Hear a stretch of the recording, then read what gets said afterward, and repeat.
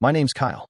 I'm 29, work in IT, and until a few months ago, I thought I had the kind of life people envy. Stable job, decent apartment, a tight-knit group of friends, and a fiancée everyone said was way out of my league. Her name was Rachel. She had this ability to walk into a room and pull gravity with her.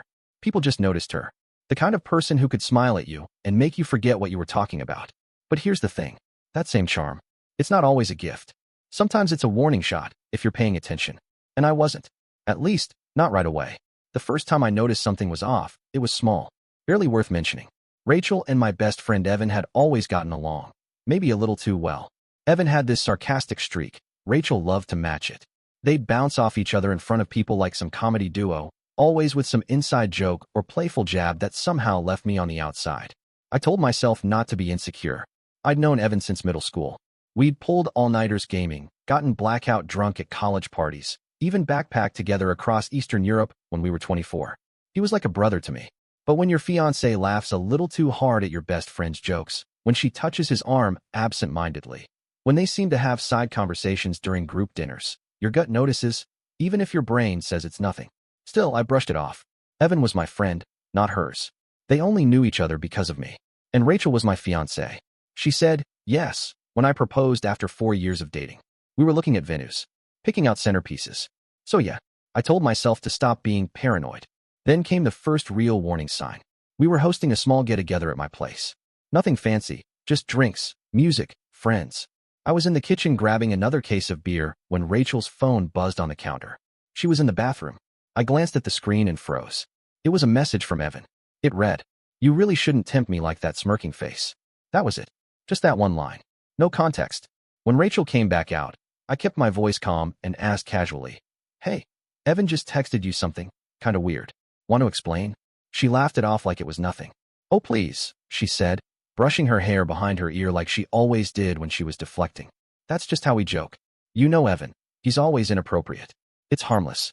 I stared at her, and she smiled right through it. That's when I felt it. That quiet flicker of distrust. Like a single crack running down glass. You can't always explain it, but you know when the energy shifts in a relationship. That night, I didn't sleep well. I kept replaying that message in my head. You really shouldn't tempt me like that. The words had weight. They carried implication. And no matter how much I tried to convince myself it was just a joke, something about the way Rachel dodged the question stuck with me. From that point on, I started watching more closely. Not obsessively, just enough to confirm whether I was crazy or not. Here's what I started noticing. Rachel was texting more, especially late at night. Her phone was always face down. She laughed at texts and then immediately changed the subject when I asked. Evan began dropping by unannounced when I wasn't home, saying things like, "I was just in the area," or "Rachel needed help with her laptop." It was subtle, nothing I could prove, but the vibe was off. One night, around 1 a.m., I woke up to Rachel mumbling in her sleep. I couldn't make out the words at first, but then, clear as day, she whispered, "Evan." She never woke up, but I did. I stayed awake until sunrise. The next day, I took action. Quietly, carefully. I ordered a keystroke logger and installed it on her laptop while she was in the shower. I synced her messages to my cloud drive using a simple backdoor script. I wasn't proud of it, but I needed answers. I gave her a kiss on the cheek that morning and packed her lunch like nothing was wrong. And every night after, I started reading the truth. When you finally start seeing the truth, it doesn't hit you like a truck. It seeps in, slow, like a cold draft through a crack in the window. I started with just curiosity. I told myself I'd scroll through a few synced messages, check the logs, and if I didn't find anything serious, I'd uninstall it and pretend like I hadn't crossed the line. But Rachel wasn't hiding nothing. She was hiding everything. First message that made my stomach twist was from a Tuesday afternoon while I was at work. "Rachel, you're the only one who gets me. Evan, he doesn't see you like I do. If I were him, I wouldn't be able to keep my hands off you." That was 5 days after she'd made me a lasagna and told me I was her rock.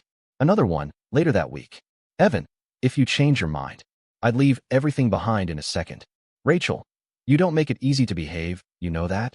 I closed my laptop and just sat there. This wasn't just some silly flirty messages. It was emotional intimacy.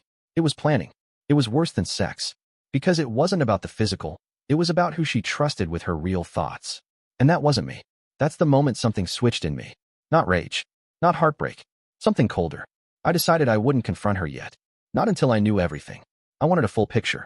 If I was going to take this apart, I wasn't going to kick the door in and scream. I was going to walk out of it silently and lock it behind me. So I kept watching. Each week, new texts came in. Screenshots were piling up. I set up an encrypted folder on a backup drive. I even saved voice memos she'd sent Evan where she was whispering things like, "Sometimes I feel like I settled. Kyle's safe, but you're exciting." Meanwhile, I kept playing the part of the doting fiancé. I brought her coffee in bed. I helped her mom with house repairs. I even agreed to take ballroom dance lessons for our wedding. I knew if I snapped too soon, she'd twist the narrative, make me out to be controlling, paranoid, bitter. So I waited. One night, I invited Evan over. Just us. Poker night. I wanted to look him in the eye. We sat in my living room like old times, beers sweating on the table, chips clacking as we played hand after hand. And I watched him closely. He didn't look like a man hiding guilt. That's the thing. He looked comfortable, like he'd somehow convinced himself he wasn't doing anything wrong. Maybe she told him we were fighting. Maybe she said I was cold. Maybe she made herself out to be some poor trapped fiancé waiting to be rescued. It doesn't matter. I smiled through the whole thing, joked with him, even let him win. But inside, I was taking notes. Because in 3 days, I'd have the proof I needed. See, I wasn't the only one who suspected something. Turns out, my coworker Jenna, who had met Rachel a few times, mentioned seeing her downtown on a Saturday afternoon, sitting across from Evan, holding his hand. Rachel had told me she was getting lunch with her sister. So I asked Jenna if she'd help me confirm it next time. She said yes. Next weekend, same story. Rachel said she was meeting her sister again. I smiled, nodded, and kissed her goodbye. But this time, Jenna sent me a photo. Rachel and Evan, across from each other at a small bistro. Same one we went to on our first anniversary. He was leaning forward. She was playing with her straw, smiling. And then, Jenna caught it perfectly. Rachel reached across the table and touched his face. I saved the picture and didn't say a word. That night, I made her dinner, poured her wine. We watched a movie together and cuddled on the couch. She fell asleep in my arms. And I stared at the ceiling, thinking, you're never going to see this coming. 3 weeks. That's how long I kept the act going. Every smile I gave, every kiss on the forehead, every love you too that passed my lips. It was just a placeholder for what was coming. I wasn't looking for a fight. I was setting a stage. I already had the script. They just didn't know I was the one directing the ending. Then one night, the plan unraveled sooner than I expected, but not because of me. It was Evan. And he wasn't just drunk. He was broken. It was about 11:40 p.m. I'd just gotten out of the shower, towel still around my neck, when I heard loud, sloppy banging on my apartment door. Not knocking. Not urgent. Just this weird, uneven thudding like someone couldn't keep their balance. I opened it. And there he was. Evan.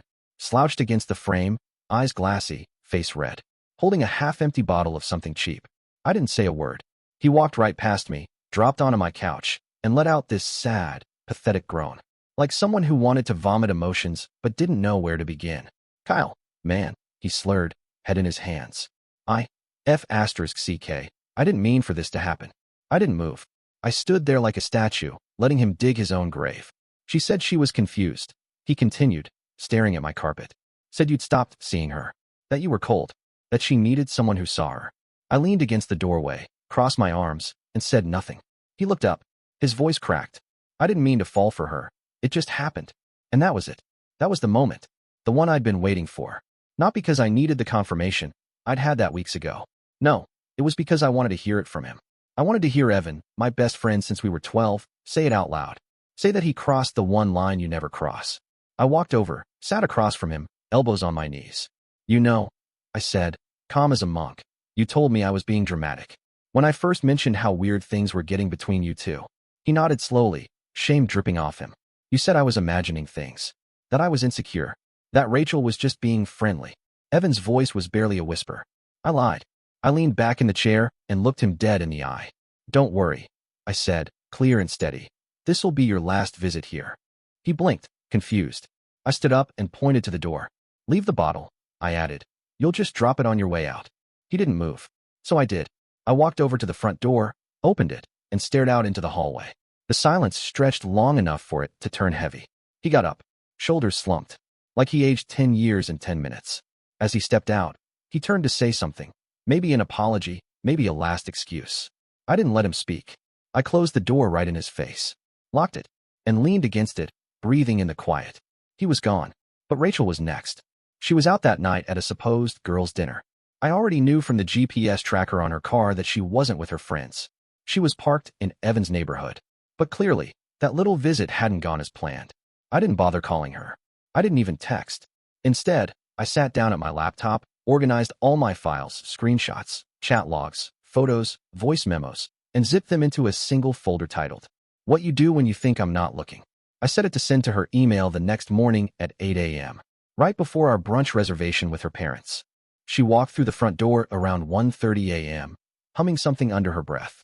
Hair a little messy, lipstick faded. I was sitting on the couch with a mug of coffee and a folder in my lap. Rachel didn't even see me at first. She kicked off her heels and went straight to the kitchen, opening the fridge like nothing had happened. I waited. When she finally turned and noticed me, she jumped. "Oh, babe, you scared me," she said, laughing nervously. I didn't smile. I didn't speak. I just held up the folder and said, "Sit down." She froze. You could see her eyes dart. First to the folder, then to the door, then back to me. "What's this?" she asked, voice suddenly thin. "Everything," I said. "Everything you didn't delete fast enough." She took a step forward. "Kyle, if this is about you being paranoid again." I cut her off. "No, this is about you being predictable." She stood still for a second, then slowly walked over, sat on the edge of the couch, and reached for the folder. Inside were printed screenshots, hundreds of them, organized by date, labeled by subject. The hand she used to flip the first page, it started shaking. First few pages, text messages. Flirty, suggestive. Her calling Evan late at night. Him asking if tonight's outfit was for me or him. Next section, location tracking logs. GPS pings that matched up with lies she'd told me. Going to her sister's, but actually parked a block from Evan's apartment. Then voice memos. I transcribed a few of the worst ones. "I wish I'd met you first. He still thinks I want to marry him." That's the funny part. By the time she got to the third section, photos Jenna had snapped, Rachel's hand shot to her mouth. "This isn't what it looks like," she whispered. I nodded slowly. "You're right. It's what it is." She looked up, panicked. "Okay, wait, listen." I was confused, all right? It didn't mean anything. Evan was he was being pushy, and I stood, walked to the table, picked up my phone, and tapped the screen. "Do you want to hear what Evan said when he showed up here drunk 2 hours ago?" Her face went pale. I played the recording. Only 30 seconds. I didn't mean to fall for her. It just happened. She reached out toward me, tears welling. "Kyle, please. Please let me explain." "I already did the explaining," I said, cold and even. "To your mom. She's picking you up in 20 minutes. Your things are in storage. Here's the key." I held out a small envelope. She didn't take it. She was shaking now. "You talked to my mom?" I nodded. "She asked me last week if everything was okay. I told her it would be soon." Rachel stood, desperate now. "We can fix this. We've been together for so long. Don't throw everything away." I quoted her. "You're just a phase. He'll come back to me." Her jaw clenched. She knew the exact message. Probably sent it thinking I'd never see it. "I was angry," she snapped. "I didn't mean it." "You meant all of it," I said. "You just didn't think you'd get caught." For a second, I thought she'd lunge at me. Cry. Scream. Drop to her knees. But instead, she just deflated. She looked around the room. Our room. Like she was seeing it for the first time. The photos on the wall. The throw blanket she'd picked out. The half-dead plant she kept forgetting to water. Then she walked into the bedroom and closed the door behind her. I didn't follow. 20 minutes later, there was a knock on the door. Her mother. Rachel stepped out, suitcase in hand. Her face was clean. No tears, no makeup, just empty. Like she'd aged overnight. She didn't look at me. She didn't say goodbye. The door shut, and I sat down on the couch. Alone, but free. Rachel disappeared for a while after that. No calls. No texts. Just silence. I figured she needed time to spin the story her way. Rewrite history before it caught up to her. And sure enough, a week later, I started getting the pings. A mutual friend texted. "Hey man, I heard you blew up at Rachel out of nowhere. You okay?" Another one. "Rachel says you had a meltdown and threw her out. Is that true?" By the third message, I knew exactly what she was doing. She wasn't denying the affair. She was preemptively reframing it. Playing the victim. Painting me as controlling, paranoid, emotionally distant. The best lies are 80% truth. And she'd always been good at performance. So I did what any calm, collected man would do. I let her set the stage. And then I burned it. I waited until a Friday night. Everyone was active in the group chat. The usual friend banter, sports, memes, weekend plans. Then I dropped a single .zip file titled, "Just so you know who you're defending." No caption, no rant, no explanation. Inside, a PDF with their entire message history, lightly redacted for privacy, but still damning. Voice memos, transcribed and time-stamped. The photo of her touching Evan's face over lunch, dated during a girls' weekend. And one screenshot. Rachel. If he ever finds out, I'll just cry. He always forgives me when I cry. I didn't stick around to watch the fallout. I muted the chat, turned off my phone, and went for a long walk. By morning, I had 11 missed calls. For texts that just said, dude, and one from Evan that read, you win. I'm out. That one, I screenshotted and saved for my own records. Rachel didn't reach out. Not once. Maybe because she knew there was nothing to say that would land anymore. The illusion was gone. Her audience had left the theater. A few friends apologized. Some distanced themselves completely. One or two even thanked me, said they'd felt something off about her for a while, but never wanted to stir the pot. I didn't need them to pick sides. I just needed the truth to speak for itself. Meanwhile, I moved into a new place. Smaller, quieter, no shared memories bleeding through the walls. I took a week off work, got my head straight, and started seeing a therapist, mostly to make sure the next time I saw a red flag, I didn't chalk it up to just joking. Funny thing is, after all that damage, the message that rattled me most wasn't from Rachel. It was from Evan. 2 weeks after everything went public, he sent me a text that read, I know I ruined everything, but can I tell you something? She lied to me, too. I didn't answer, but it lingered. That idea that the person I trusted betrayed me, and also betrayed him, just in a different way. So I agreed to meet. One time, we met at a neutral place. A dingy little diner off the highway. One of those places where time seems stuck in the 90s. Vinyl booths, sticky tables, and a jukebox that hadn't worked in years. It felt like the right backdrop for closure. Ugly, honest, unapologetic. Evan looked rough. Like he hadn't slept properly since the night he showed up drunk at my place. His shirt was wrinkled, hair messy, but what hit me hardest wasn't how he looked. It was how he sounded. Broken. He barely touched his coffee. I'm not here to apologize, he said. You don't owe me forgiveness. I didn't respond. Just let the silence sit there until it felt heavy enough for him to keep talking. And he did. She told me things about you, he said quietly. Things I believed. Because I thought I was protecting her. He leaned forward, elbows on the table. She said you were cold. That you made her feel small. That you flirted with a co-worker at your office party. Said she caught you texting someone named Megan after midnight. My head tilted. Megan? Megan was a graphic designer I worked with on a pitch. Married. 3 kids. Evan continued. She said you only proposed because you were afraid she'd leave. That you were more obsessed with the idea of being the good guy than actually listening to her. I felt my hands tighten, but I kept them still. Kept breathing. She showed me fake texts once. From you to another girl. She said it was proof you were emotionally cheating. I believed her, man. I really King believed her. I finally spoke. Why would she lie to both of us? He looked up, eyes glassy. Because she needed a safety net. 2 of them. And suddenly it all made sense. Rachel didn't want to leave me. She didn't want to be with Evan either. She just wanted control. She fed us both stories that made her look like the victim, then watched us orbit around her like fools. If one of us started drifting too far, she reeled the other in, balancing her lies like spinning plates, until one finally crashed. I sat back and let it settle. You think she actually loved either of us? I asked. Evan shook his head. I don't think she even knew how. There was a long pause. Not tense. Not angry. Just sad. I'm sorry, Evan finally said. Not just for what I did.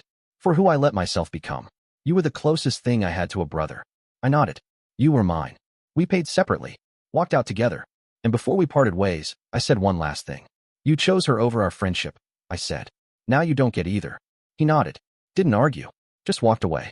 I haven't spoken to him since. It's been a year. I moved cities. Got promoted. Traded our wedding venue deposit for a solo trip to Iceland. Rachel? Last I heard, she tried to rekindle things with Evan after he got a new job in another state. He didn't take her back. Turns out, when you spend your life manipulating the people around you, eventually, there's no one left to believe you. As for me, I don't regret a thing. Not catching them. Not exposing them. Not walking away without ever raising my voice. Because sometimes, silence hits harder than shouting. And the best revenge is peace. And that's the story. If you're still here, that means you're one of us. So go ahead, hit that subscribe button. I drop new chaos every single day, and trust me, tomorrow's story, it's even worse than this one.